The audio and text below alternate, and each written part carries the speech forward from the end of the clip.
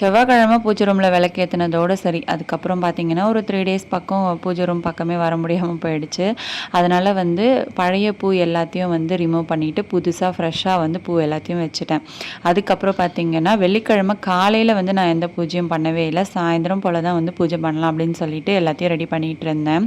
சாயந்தரம் ஒரு 5:45 கிட்ட பார்த்திங்கன்னா கரெக்டாக இந்த வேலைகள் எல்லாமே ஸ்டார்ட் பண்ணேன். விளக்கேற்றுறதுக்கு 6 மணிக்கிட்ட ஆயிடுச்சு. இப்போல்லாம் வந்து 6 மணி ஆகிறதுக்கு முன்னாடியே வந்து நல்லா இருட்டிடுது. பூஜை ரூமில் பூ எல்லாத்தையும் வச்சுட்டு அதுக்கப்புறம் உருளியில் பூ மாற்றிடலாம் அப்படின்னு சொல்லிட்டு பச்சை கற்பூரம், ஜவ்வாது இது எல்லாமே மிஸ் பண்ணாமல் இப்போல்லாம் வந்து உருளியில் போட்டு வைக்கிறது தான் இருக்குது. ஏன்னா நல்லா இருக்குது அந்த வைப்ரேஷன். கண்டிப்பாக ட்ரை பண்ணி பாருங்கள்.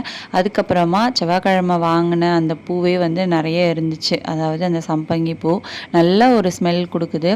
கண்டிப்பாக இனிமேல் ரெகுலராக இந்த பூ வாங்கிடணும் அப்படின்னு சொல்லிட்டு முடிவு பண்ணியிருக்கேன். அதனால் என்ட்ரன்ஸ்லேயுமே அதை வச்சு அழகாக வந்து உருளியில் பூ வச்சாச்சு. அதுக்கப்புறமா வாசலில் நல்லா விளக்கேற்றிட்டு சாம்பிராணியை எல்லா இடமும் காமிச்சாச்சு. அதுக்கப்புறமா பார்த்தீங்கன்னா வெளியில் வந்து நம்ம பெரிய டைல்ஸாக வந்து கோமாதா உடைய படம் வச்சுருக்கோம். அந்த படத்துக்கும் நல்லா சூப்பராக வந்து சாம்பிராணிலாம் காட்டியாச்சு. இதோட கண்டினியூஷன் வந்து நெக்ஸ்ட் வீடியோவில் வரும். தேங்க்யூ.